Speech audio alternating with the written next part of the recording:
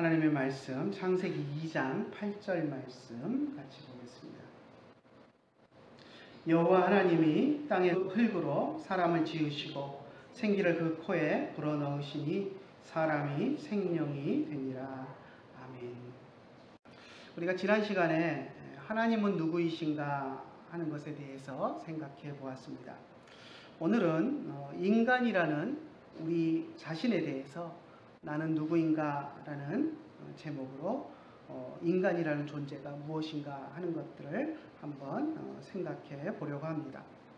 나는 누구인가 하는 이 질문은 우리가 아주 자주 접하는 질문이기도 하지만 또 내가 누구인가 하는 내 정체성을 분명하게 생각하게 해주는 그런 질문이기도 합니다.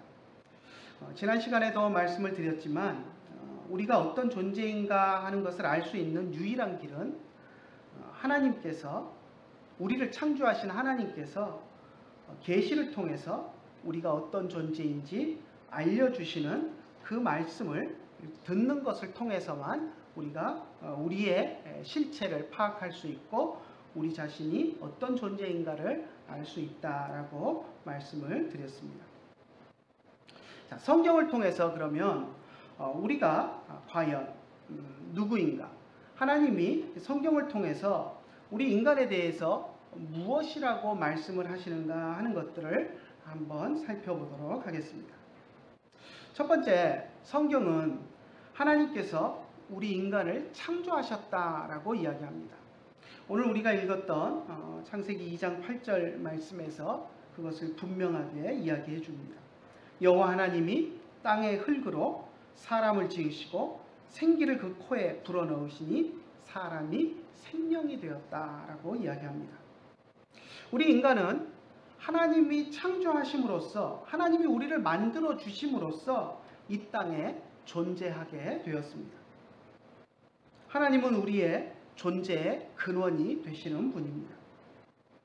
우리는 그것을 분명히 인정하고 깨달아야 합니다. 우리 신앙의 많은 선배들이 그것을 깨닫고 하나님이 우리의 존재의 근원이시다라는 것을 깨닫고 하나님이 우리를 지으셨음을 고백하고 또 그 지으신 하나님을 찬양했습니다. 시편을 한번 볼까요? 시편 139편 13절과 14절을 보면 시편 기자가 그런 하나님, 나를 지으신 하나님에 대해서 찬송하고 고백하는 것을 볼 수 있습니다. 한번 같이 읽어보겠습니다. 주께서 내 내장을 지으시며 나의 모태에서 나를 만드셨나이다. 내가 주께 감사하옴은 나를 지으심이 심히 기묘하심이라. 주께서 하시는 일에 기이함을 내 영혼이 잘 아나이다. 하나님이 분명히 우리를 창조하셨습니다. 하나님이 우리를 창조하신 것은 정말 놀라운 일입니다. 옛날 성경 번역에는 신묘막측이라는 사자성어를 써서 표현을 했는데 새로 번역하면서는 좀 풀어서 심히 기묘하심이다 라고 이렇게 표현을 했습니다. 하나님이 우리를 창조하셨다라는 것을 우리는 분명하게 인정해야 합니다. 성경이 그것을 이야기하고 있고 우리가 하나님으로부터 창조된 피조물이라는 것을 분명하게 이야기하고 있습니다. 그런데 하나님이 우리를 창조하셨다는 것을 인정하지 않는 사람들이 있습니다. 그들은 뭐라고 이야기하냐면 우리 인간이 저절로 생겨났다라고 이야기합니다. 일명 진화론자들입니다. 그들은 수억 년 동안 우주먼지가 뭉쳐서 태양이 되었고 지구가 되었다라고 이야기합니다. 그리고 그 지구 안에 번개불이 번쩍해서 유기물이 생겨났고 그 유기물들이 진화해서 단세포 생물을 거쳐서 다세포 생물로 또 원숭이를 거쳐서 인간이 되었다라고 그렇게 주장합니다. 하나님께서 인간을 창조하셨다라는 성경 말씀을 믿기 싫어서 진화론이라는 말도 안 되는 이론을 만들어서 그것을 주장하고 믿고 신봉합니다. 진화론을 주장하는 자들은 자기들이 그것이 말도 안 되는 이론이라는 것을 너무나도 잘 압니다. 그럼에도 불구하고 하나님이 이 세상에 존재하시고 하나님이 이 세상을 만드셨다라는 그것을 이야기하고 인정하기 싫어서 진화론을 고집하고 있는 것입니다. 그리고 그것을 과학이라는 이름으로 교묘하게 포장합니다. 하지만 그것은 과학도 뭣도 아니고 인간을 지으신 창조주 하나님을 인정하지 않고 대적하는 어리석은 반항일 뿐입니다. 우리가 창세기 2장 8절을 통해서 한 가지 더 알 수 있는 것이 있습니다. 그것은 하나님께서 우리 인간에게 영혼을 주셨다라는 것입니다. 8절에 보면 하나님께서 인간에게 생기를 불어넣으셨다라는 표현을 하고 있습니다.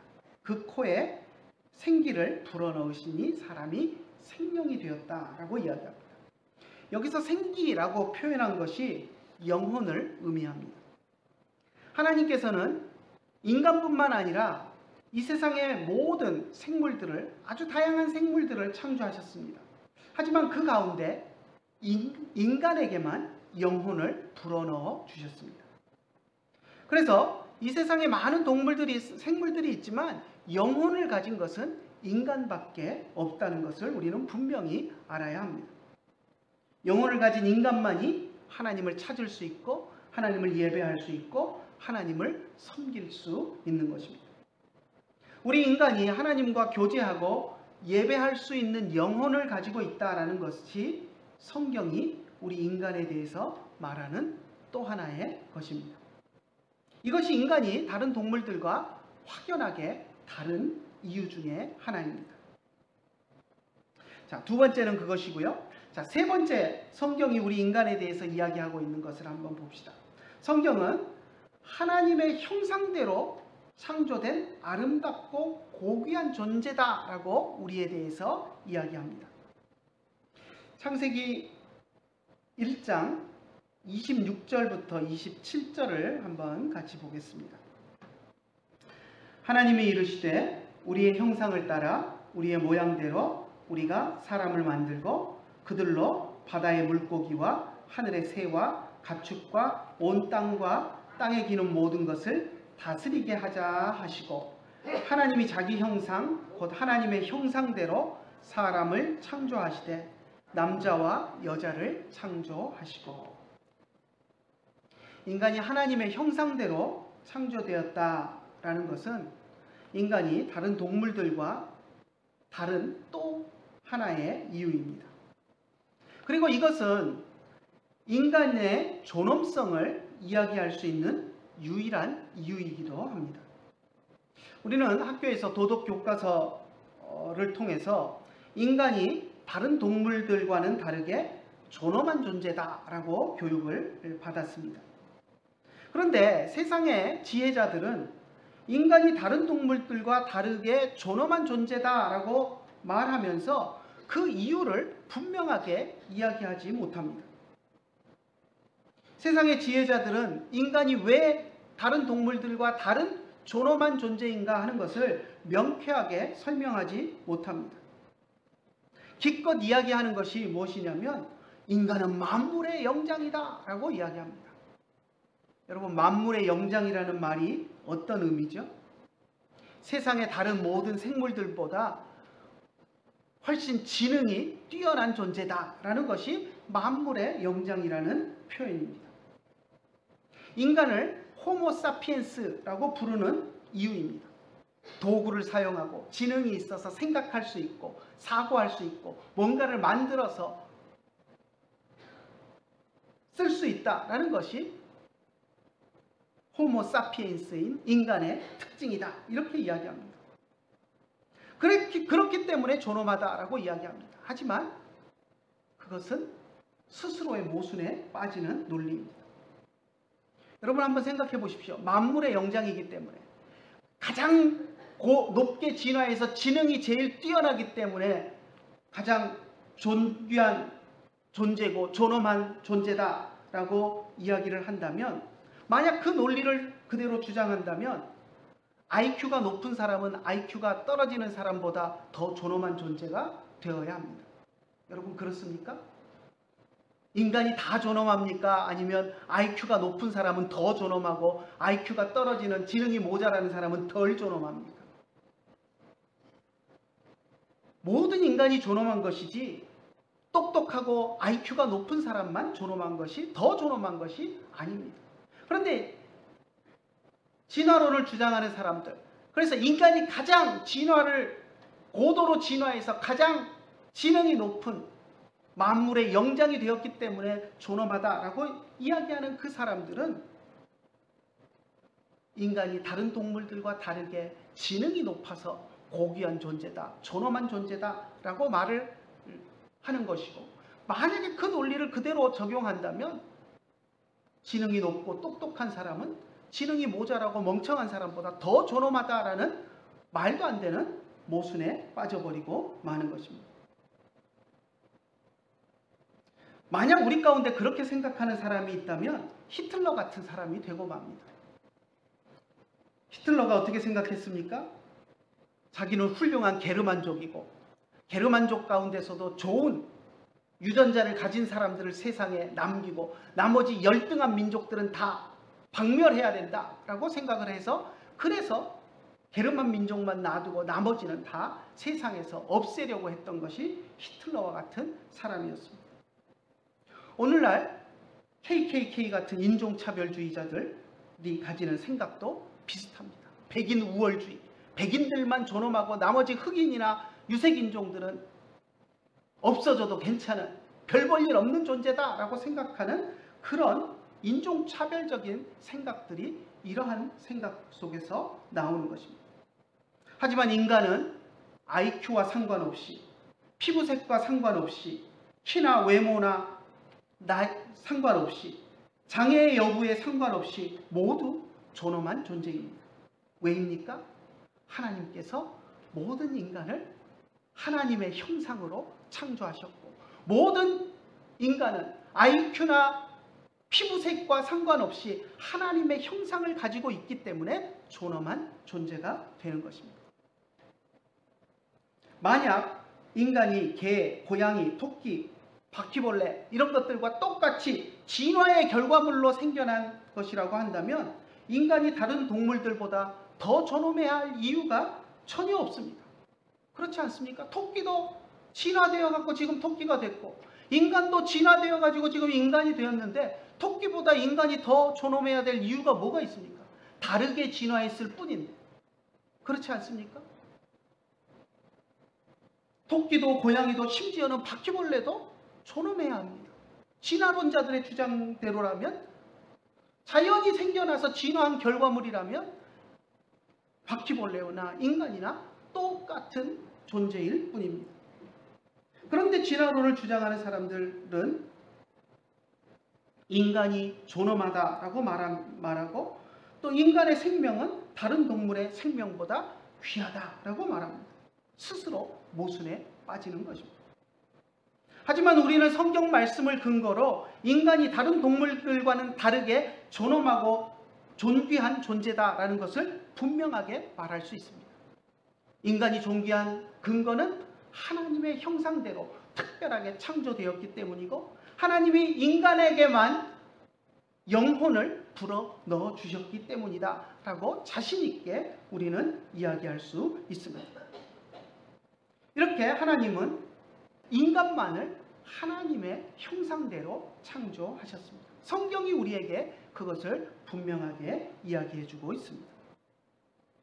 이것이 성경이 우리에게 이야기해 주는 세 번째 것입니다. 하나님의 형상대로 창조된 존재다라고 이야기하고 있습니다. 자, 네 번째, 성경은 인간의 이름을 아담이라고 이야기합니다. 이것이 우리 자신을 이해하는 데 있어서 매우 중요합니다. 우리 인간의 이름이 아담이라는 것이 우리 인간이 어떤 존재인가를 이해하는 데 매우 중요합니다. 나는 누구인가? 라는 질문에 대해서 대답하려고 할 때 제일 중요한 것이 이름입니다. 이름은 그 사람의 정체성을 표현해 주기 때문입니다. 지나가다가 어떤 사람이 누구세요? 하고 묻는다면 대부분의 사람이 자기 이름을 가지고 대답합니다. 그렇지 않습니까? 저도 지나가다가 누구세요? 하고 질문을 받으면 진지훈 목사입니다 라고 이야기합니다. 물론 아파트 경비 아저씨가 저에게 누구세요? 하고 물으면 207호입니다 라고 대답합니다. 왜냐하면 아파트 경비 아저씨에게는 제 이름이 중요한 게 아니고 제가 목사라는 게 중요한 게 아니고 이 아파트에 사는 사람이냐 아니냐 그게 중요하기 때문에 그분에게는 207호입니다 라고 이야기를 합니다. 하지만 아파트 경비 아저씨가 그리스도인이고 그리고 그분이 제가 어느 순간에 제가 목사인 걸 알고 나서 저를 만날 때마다 목사님이라고 불러준다면 저는 그분 앞에서 더 이상 평범한 아파트 주민이 아니라 그분 앞에서도 목사가 됩니다. 경비 아저씨 앞에서도 목사로서의 품위를 잃지 않으려고 노력하게 됩니다. 이렇듯 다른 사람에게 불리는 그 이름은 그 사람의 정체성을 말해주는 중요한 것이 됩니다. 그래서 부모님들이 자녀를 낳고 자녀의 이름을 지을 때 이 자녀가 어떤 사람이 되었으면 좋겠다 하는 그 소망을 담아서 이름을 짓습니다. 우리가 들을 때 정말 웃음이 나오는 그런 이름들도 사실 부모들 입장에서는 아이를 낳고 키우면서 그 아이가 어떤 삶을 살았으면 좋겠다 하는 소망을 담아서 지은 이름입니다. 그래서 우리는 쉽게 다른 사람의 이름을 들으면서 웃어서는 안 됩니다. 조선의 26대 왕이었던 고종이 있습니다. 고종의 어린 시절 이름이 여러분 무엇인지 아십니까? 개똥이입니다. 개똥이. 족보에 올라가는 이름은 물론 아닙니다. 그냥 집에서 불렸던 이름입니다. 왕이 될 사람이 무슨 개똥이라는 이름을 사용을 했을까 하고 우리가 생각할 수도 있지만 고종은 왕궁에서 왕자로 지낸 사람이 아니었습니다. 왕족이었지만 궁 밖에서 어린 시절을 보내다가 칠촌 아저씨뻘 되는 철종이 후사가 없이 죽자 이제 양자로 입양이 되어가지고 왕이 된 사람입니다. 아무리 그래도 왕족인데 개똥이가 뭐냐라고 생각하는 분도 있을 것입니다. 또 개똥이라는 이름에 무슨 뜻이 있겠느냐라고 생각하실 수도 있습니다. 하지만 개똥이라는 이름에도 나름 의미가 있습니다. 옛날에는 하도 아이들이 태어나서 오래 살지 못하고 단명하여 죽으니까 개똥처럼 천한 삶을 살더라도 살기만 해라, 오래 살아라 라는 의미로 부모들이 자기 자녀가 빨리 죽지 않기를 바라는 소망을 담아서 개똥이다 라는 이름을 지었습니다. 특히 왕족같이 뻑하면 역모에 연루되어 가지고 자기가 무슨 역적 모의를 한 것도 아닌데도 다른 사람들과 엮여 가지고 역모로 처형되는 일들이 많았습니다. 그렇기 때문에 세상 명예나 권력에 욕심내다가 역모로 몰려서 죽지 말고 그냥 개똥처럼 그냥 다른 사람에게 인정 못 받아도 좋으니 천하게라도 오래 살라라는 의미를 담고 있는 이름이 개똥이라는 이름입니다.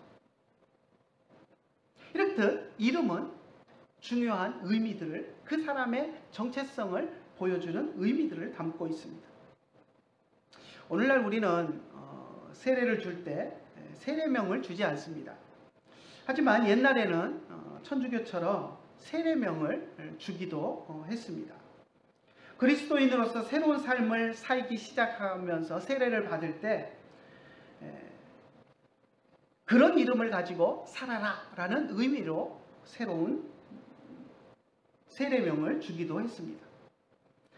요즘도 세례명은 아니지만 그리스도인으로서 예수님을 믿고 나서 이름을 바꾸는 분들이 덜어 있습니다. 목사님들 가운데도 또 어느 순간 갑자기 이름을 바꾸는 그런 분들을 보게 됩니다. 성경에 나오는 인물들의 이름으로 자기를 바꾸어 부르는 분들이 있는 것을 보는데요. 호적을 진짜 바꾸는 분도 있고 호적은 그냥 놔두고 사용하는 이름만 바꾸는 분들도 있습니다. 그런 것들은 어떤 삶의 계기점에서 내가 그 사람처럼 주님 앞에서 살아보겠다라는 자신의 어떤 결의를 담아서 그렇게 이름들을 바꿉니다. 자, 그만큼 이름이 중요한데요. 하나님께서 아담을, 우리 인간을 창조하시고 나서 그 이름을 아담이라고 붙이셨습니다. 창세기 1장 27절에 하나님이 자기 형상 곧 하나님의 형상대로 사람을 창조하시되 남자와 여자를 창조하시고 라고 할 때 사람을 창조하셨다라고 하면서 이 사람이라고 번역된 이 말은 히브리어로 아담이라는 말입니다. 아담은 히브리어로 흙을 뜻하는 아다마라는 단어에서 온 단어입니다.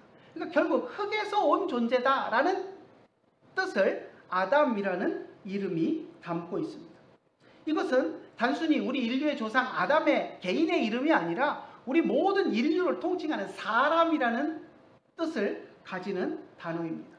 그래서 그 아담이라는 단어를 창세기 1장 27절을 한글로 번역하면서 사람이라고 번역을 했습니다. 사람이라는 모든 인류에게 해당하는 이름이 아담이라는 이름이다라는 것입니다. 하나님께서 흙으로 사람을 만드셨다라는 것을 나타내기도 하지만 이 아담이라는 이름은 인간의 존재라는 것이 먼지와 같은 존재다라는 것을 우리들이 잊지 않도록 하는 이름이기도 합니다. 하나님이 아니었다면 우리는 먼지일 뿐이다, 먼지와 같은 존재일 뿐이다 라는 것을 우리 인간의 이름 아담이 담고 있는 것입니다. 흙에 하나님이 생기를 불어넣으셔서 인간을 창조하셨다라는 것을 우리는 잊지 말아야 하고, 하나님이 없으면 우리는 흙과 같이 보잘것없는 존재다라는 것을 잊지 말고 살아야 합니다. 그리고 삶을 살아갈 때 하나님 안에서 흙인 우리에게 생기를 불어넣어 주셔서 생명체로 만들어 주신 하나님께 감사하며 하나님 안에서 우리의 삶의 의미를 찾으며 살아가야 합니다. 그것이 아담이라는 이름이 우리들에게 주는 의미입니다. 자, 다섯 번째, 성경이 우리 인간이 존재하는 목적에 대해서 이야기를 해주는데요. 하나님으로부터 창조받은 목적은 하나님을 섬기고 예배하기 위함이다 라고 이야기해 줍니다. 하나님께서 이사야 선지자를 통해서 그것을 분명하게 말씀을 하셨습니다. 이사야서 43장 21절 한번 같이 읽어볼까요? 이 백성은 내가 나를 위하여 지었나니 나를 찬송하게 하려 함이니라. 하나님이 우리 인간을 창조하신 이유에 대해서 하나님은 이사야 선지자를 통해서 분명하게 말씀하셨습니다. 우리를 지은 목적이 무엇이라고요? 하나님을 찬송하게 하려 함이다 라고 말씀하셨습니다. 하나님을 찬송하고 하나님을 예배하는 자들로 만드셔서 하나님이 우리를 통해서 예배받고 찬송받기 위해서 우리를 창조하셨다는 것입니다.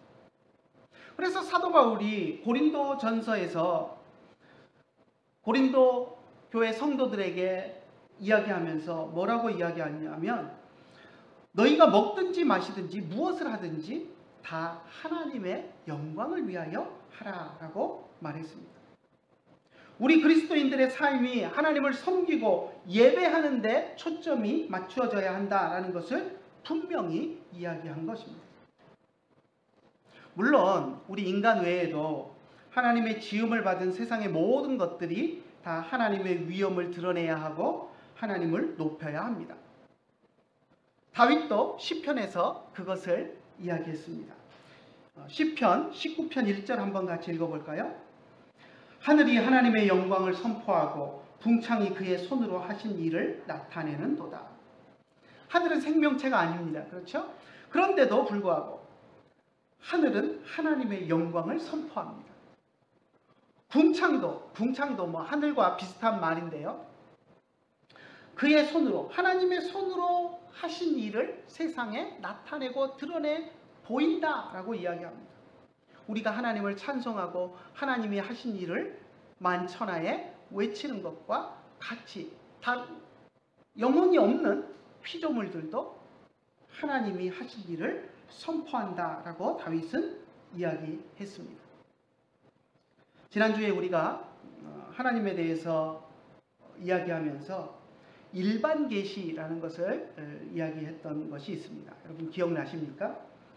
밤하늘의 별들을 보면서 우리가 저 아름다운 별들은 누가 만드셨을까라고 생각하면서 그것을 만드신 하나님을 생각할 수 있다. 그것이 일반 계시다라고 말했습니다. 아침 저녁으로 해가 뜨고 또 사계절의 변화가 늘 생기는 것을 보면서 그 자연 법칙과 우주의 질서를 주신 하나님을 생각할 수 있는 것이 일반 계시다라고 말했습니다. 그렇듯 해와 달과 별들을 보면서 그것들의 운행을 보면서 세상 모든 만물들도 그 존재 이유가 하나님의 존재를 드러내고 찬송하기 위함이다라는 것을 우리가 알 수 있습니다.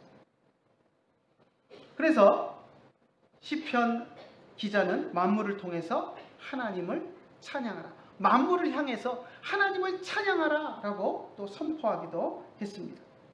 시편 148편 3절부터 5절까지 한번 같이 읽어보겠습니다. 해와 달아 그를 찬양하며 밝은 별들아 다 그를 찬양할지어다.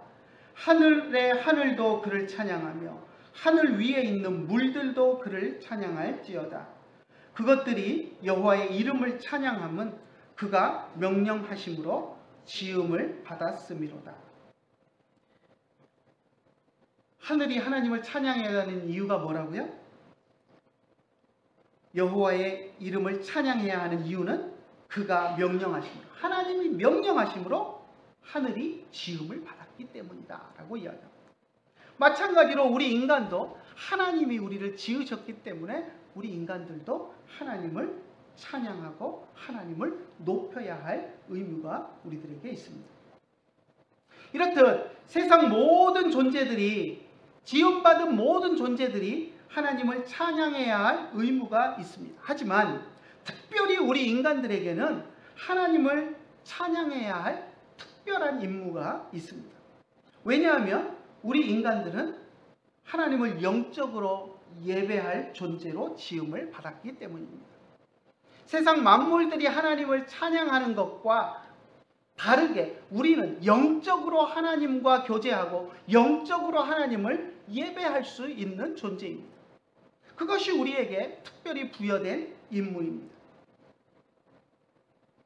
우리 인간들은 하나님을 영적으로 예배할 존재로 지음을 받았습니다. 그렇기 때문에 우리들은 영적으로 하나님을 예배하고 온 영혼이 하나님을 기뻐하며 찬송해야 합니다. 다윗은 우리 인간이 이렇게 하나님을 예배할 수 있는 영적 존재로 지음받은 것에 대해서 시를 통해서 표현했습니다. 시편 8편 4절과 5절을 한번 같이 읽어볼까요? 사람이 무엇이기에 주께서 그를 생각하시며 인자가 무엇이기에 주께서 그를 돌보시나이까. 그를 하나님보다 조금 못하게 하시고 영화와 존귀로 관을 씌우셨나이다. 하나님께서 우리 인간을 세상 만물, 다른 동물들과 다르게 특별한 존재로 만드셨다라는 것을 다윗은 이렇게 표현했습니다. 하나님보다 조금 못하게 하셨다라고 표현했습니다. 영화와 존귀로 관을 씌우셨다라고 이야기합니다. 다른 모든 세상의 피조물들보다 우리 인간을 영광스럽게, 영화롭게 하셨다라고 표현했습니다. 하나님께서 우리에게 특별하게 영혼을 주시고 우리를 영적 존재로 만드신 것은 하나님과 교제하고 예배할 수 있게 하시기 위해서입니다. 그래서 우리가 영적인 존재로 지음을 받고 하나님을 예배할 수 있는 존재로 지음을 받았다라는 것은 우리에게는 정말 놀라운 특권인 것을 우리가 알아야 합니다. 그것을 아는 우리들은 영적으로 하나님과 교제하며 하나님을 예배하고 높이는 일에 정말 힘쓰고 애쓰고 노력해야 합니다. 자, 여섯 번째, 성경은 우리가 하나님의 자녀라고 표현합니다. 하나님께서 우리를 자녀 삼으셨다라고 말합니다. 사실 우리가 하나님의 자녀라고 불릴 만한 것이 없습니다. 하나님께서 흙으로 빚어서 만든 피조물에 불과하기 때문입니다. 그런데 하나님은 우리를 자녀다, 아들이다 라고 선포하시고 표현하셨습니다. 시편 2장 7절을 한번 같이 읽어볼까요? 내가 여호와의 명령을 전하노라. 여호와께서 내게 이르시되 너는 내 아들이라. 오늘 내가 너를 낳았도다. 하나님이 우리를 향해서 이렇게 표현하시는 것입니다. 오늘날 내가 너를 낳았다라고 표현합니다. 하나님께서는 우리를 향해서 말로만 너는 내 아들이다 라고 말씀하지 않으십니다. 부모가 자녀를 사랑하여 아낌없이 주는 것처럼 하나님께서도 우리를 향하여 사랑을 베푸시고 우리에게 아낌없이 주시는 분이십니다. 흙으로 빚어 만든 존재인 우리를 마치 하나님이 정말로 배 아파 낳은 자녀인 것처럼, 아들인 것처럼 그렇게 여겨 주십니다. 우리 이사야서 46장에 나오는 말씀을 한번 같이 읽어볼까요? 야곱의 집이여, 이스라엘 집에 남은 모든 자여, 내게 들을지어다. 배에서 태어남으로부터 내게 안겼고 태어남으로부터 내게 업힌 너희여, 너희가 노년에 이르기까지 내가 그리하겠고 백발이 되기까지 내가 너희를 품을 것이다. 내가 지었은즉 내가 업을 것이요 내가 품고 구하여 내리라. 하나님 그냥 너는 내 아들이라 말로만 하시는 것이 아니라 우리가 노년이 되어 백발이 될 때까지 우리를 보호하시고 하나님이 낳았으니 하나님이 품고 업으실 것이다. 하나님이 책임지고 우리를 구원하실 것이다 라고 선포하셨습니다. 그래서 우리는 하나님을 아바 아버지, 아빠 아버지라고 부를 수 있습니다. 갈라디아서 4장 6절을 한번 볼까요? 너희가 아들이므로 하나님이 그 아들의 영을 우리 마음 가운데 보내사 아빠 아버지라 부르게 하셨느니라. 아빠 아버지라고 부를 수 있는 자녀가 되었다라고 선포합니다. 자, 아빠 아버지라고 이렇게 새로운 성경에서 아빠라고 우리말을 이렇게 이제 사용을 했는데요. 옛날 번역 성경에서는 아바 아버지라고 번역이 되어 있습니다. 이 아바라는 표현은 아람어로 예수님 당시에 유대인들이 사용했던 히브리어와 비슷한 언어, 이제 그 아람어라는 것은 히브리어의 어떻게 보면 변종인데요. 그 포로로 바벨론에 잡혀갔다가 바벨론 그 지역이 이제 아람 지역인데 아람 사람들의 언어와 뒤섞여서 이제 영향을 받은 언어가 아람어입니다. 그래서 유대인들이 포로에서 돌아온 유대인들이 순전한 히브리어를 쓴 것이 아니라 이제 아람어를 가지고 의사소통을 했다라고 하는데요. 자, 그 당시에 유대인들이 일상생활에서 사용했던 언어 속에서 아버지를 부를 때 사용하는 아바라는 표현과 로마 제국의 식민 지배를 받으면서 로마 제국의 공용어였던 헬라어의 아버지를 뜻하는 파테르라는 단어를 섞어서 아바 파테르라고 되어 있는 것을 이렇게 번역을 한 것입니다. 이 표현은 예수님께서 겟세마네 동산에서 마지막 십자가에 달리시기 직전에 겟세마네 동산에서 하나님께 간절히 기도할 때 마가복음 14장 36절에 보면 하나님을 부를 때 그렇게 부르고 있습니다.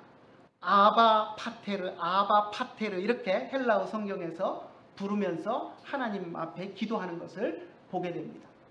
그것을 사도 바울이 그대로 가져와서 갈라디아서에서 예수님이 기도하실 때 하나님을 아바 파테르라고 불렀던 것처럼, 이 파테르라는 단어는 헬라어인데요. 아람어와 헬라어를 섞어서 아바 파테르라고 아빠 아버지라고 불렀던 그 표현을 그대로 가져와서 우리가 하나님을 예수님이 부르셨던 것처럼 아바 파테르라고 부를 수 있다라고 부를 수 있는 자격을 우리에게 주셨다라고 이야기를 했습니다. 사실은 이제 새로운 번역에서 아빠라고 아바를 번역을 했는데요.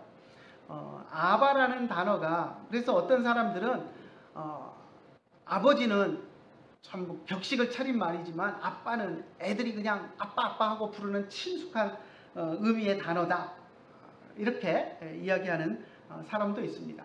그것이 100% 틀린 말은 아니지만 그것이 완전히 또 맞는 말도 아닙니다. 왜냐하면 그냥 예수님이 사용하셨던 그 표현은 아람어 아버지라는 단어와 헬라어 아버지라는 단어를 두 개를 같이 사용하셔서 하나님을 부르셨던 것이지 뿐이지, 굳이 아바라는 표현이 뒤에 나오는 파테르 아버지라는 표현보다 더 아이들이 쓰는 그런 친숙한 표현을 쓴 것이다, 이렇게 주장하는 것은 그냥 우리 언어의 표현을 가지고 표현하는 좀 맞지 않는 그런 표현입니다. 물론 아바라는 아람어 아바라는 그 표현이 헬라어의 파테르보다는 조금 더 부드러운 의미가 있습니다. 예를 들면 굳이 예를 들자면, 우리가 친구 아버지에게, 친구 집에 가서 친구 아버지에게도 친구 아버지니까 그냥 아버지 하고 부를 수 있습니다. 그죠? 그런데 친구 아버지에게 여러분 가서 아빠 그러고 부르는 사람은 없습니다. 그죠? 나이가 들어도 자기 아버지에게는 아빠 하고 이야기할 수 있지만 친구 아버지에게 아빠 하는 사람은 없습니다. 약간 그런 뉘앙스의 단어라고 생각하면 좋을 것 같습니다. 같은 단어지만 유대인들은 조금 더 아버지를 친숙하게 부르는 그런 의미를 담고 있기 때문에 아바라는 단어는 약간 더 파테르라는 헬라어 단어보다는 좀 친밀한, 좀 더 친밀성이 깊은 단어다라고 볼 수는 있습니다. 하지만 그냥 어린아이들이 부르는 말이고 또 어른이 부르는 말이 따로 있는 것은 결코 아닙니다. 그냥 유대인들이 아람어로 아버지를 부를 때 친숙하게 사용하는 그러한 단어입니다. 오늘 우리는 우리가 어떤 존재인가 하는 것을 하나님께서 우리에게 계시하신 성경 말씀을 통해서 살펴보았습니다. 성경은 우리가 하나님이 창조한 피조물들이다 라는 것을 분명하게 이야기합니다. 우리의 존재 근원이 하나님께 있다라는 것을 분명하게 이야기합니다. 다른 피조물들과는 다르게 하나님은 우리에게 하나님과 교제하고 하나님을 예배할 수 있도록 영혼을 주셨고, 또 하나님의 형상으로 우리를 거룩하게 지으셨습니다. 그래서 우리가 영혼으로, 영적으로 하나님을 예배할 수 있는 존재로 만드셨습니다. 먼지와 같이 보잘것없는 존재지만, 그래서 아담이라는 이름이 붙었지만, 그럼에도 불구하고 하나님의 아들로 우리를 삼아주셨습니다. 우리는 그것을 기억하고 하나님의 자녀로서 부끄럽지 않은 삶을 살아야 합니다. 하나님을 예배하는 삶을 살아가야 합니다. 그래서 오늘 우리가 누구인가, 우리 인간이 어떤 존재인가 하는 것들을 성경을 통해서 배운 것들을 우리가 마음속에 기억하면서 먼지와 같은 존재, 보잘것없는 존재를 하나님이 하나님의 자녀로 삼아주셨고, 세상에 존재하지도 않던 우리를 하나님이 존재하게 하셨고, 우리에게 영혼을 주셨고, 우리를 하나님의 형상으로 거룩하게 만드셔서 자녀 삼으셨다는 것을 우리가 기억하면서 하나님의 자녀로서 부끄럽지 않게 하나님을 예배하는 삶을 살아갈 것을 다짐하는 저와 여러분들이 되시기를 간절히 축원합니다. 기도하겠습니다. 하나님 아버지, 은혜를 감사합니다. 저희들을 사랑하여 주시고 세상에 존재하지도 않는 저희들을 창조하시고 우리에게 영혼을 불어넣어 주시고 또 하나님의 형상대로 거룩하게 우리를 만들어 주심을 감사합니다. 우리가 하나님의 자녀로서 지음을 받았사오니 또 우리가 하나님의 자녀로서 부끄럽지 않게 살아갈 수 있도록 인도하여 주시고, 하나님을 섬기며 하나님을 예배하는 존재로 지음을 받았사오니 또 하나님을 예배하고 하나님을 섬기며 하나님을 찬양하는 일에 온 우리의 마음과 정성과 온 영혼을 다해서 우리가 하나님을 섬기며 예배하며 살아가는 우리들이 될 수 있도록 인도하여 주시옵소서. 오늘도 귀한 말씀을 통하여서 우리가 어떤 존재인가, 하나님이 우리를 어떻게 지으셨는가, 우리를 어떻게 다루시는가 성경 말씀을 통하여 깨달을 수 있게 하여 주심을 감사드리며 우리 주 예수님의 이름으로 기도드리옵나이다. 아멘. 우리 평안 나눔하겠습니다. 베아타 샬롬, 우베이트카 샬롬, 베콜 아시엘 레카 샬롬. 이제는 우리 주 예수 그리스도의 크신 은혜와 하나님 아버지의 한이 없으신 사랑과 성령님의 감화하시고 감동하시고 우리 가운데 교통하심이 이제 주님께서 우리를 지으신 분이심을 고백하며 하나님의 창조한 목적대로 하나님을 예배하며 살아가기를 간절히 소원하는 주의 사랑하는 자녀들 머리 위에 이제로부터 영원토록 함께 계실지어다.